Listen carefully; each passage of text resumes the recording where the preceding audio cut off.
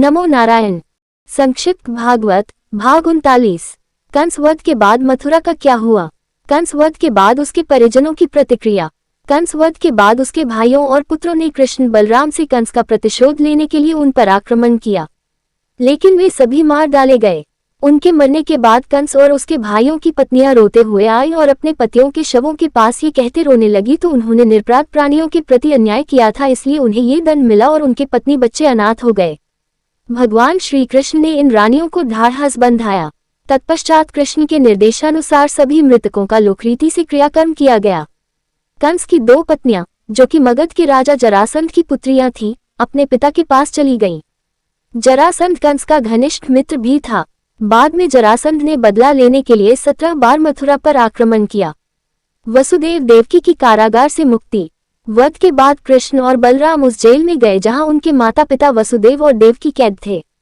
दोनों भाइयों ने अपने माता पिता का चरण स्पर्श किया, लेकिन वसुदेव देवकी ने इस भय से उन्हें गले से नहीं लगाया कि जगत के ईश्वर को वे अपना पुत्र कैसे समझें।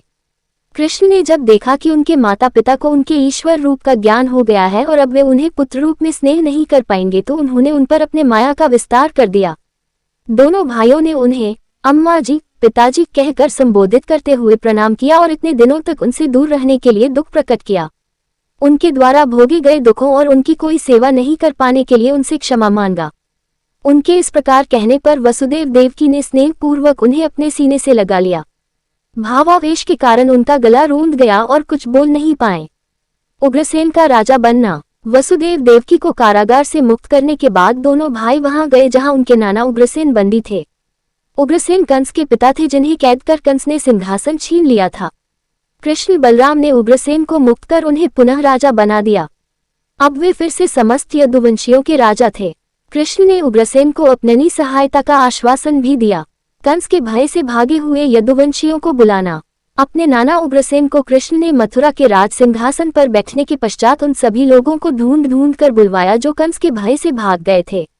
यदु, वृषणी, अंधक, मधु, दशरथ और कुकुर इत्यादि यादव वंश में उत्पन्न ऐसे सभी लोग आए। कृष्ण ने उन्हें सांत्वना और अपने सहयोग का आश्वासन देकर बहुत सारा धन भी दिया और उन्हें उनके घरों में फिर से बसा दिया। इस तरह अब समस्त यदुवंशी कृष्ण बलराम के बल से सुरक्षित और आनंदित थे। नंद जी का ब्रज लौटना। कंस वध के बाद सब कुछ सुव्यवस्थित करने के बाद दोनों भाई नंद जी के पास आए। उनसे गले लगकर नंद जी और मां यशोदा के अपने प्रति स्नेह और वात्सल्य को याद किया। यहाँ के सुहृद संबंधियों को सुखी कर मिलने के लिए ब्रज आने का आश्वासन देकर उन्हें ब्रज लौटने के लिए आग्रह किया। बहुत समझाने बुझाने पर दुखी मन से नंद जी उन्हें छोड़कर अकेले ब्रज में जाने के लिए तैयार हुए।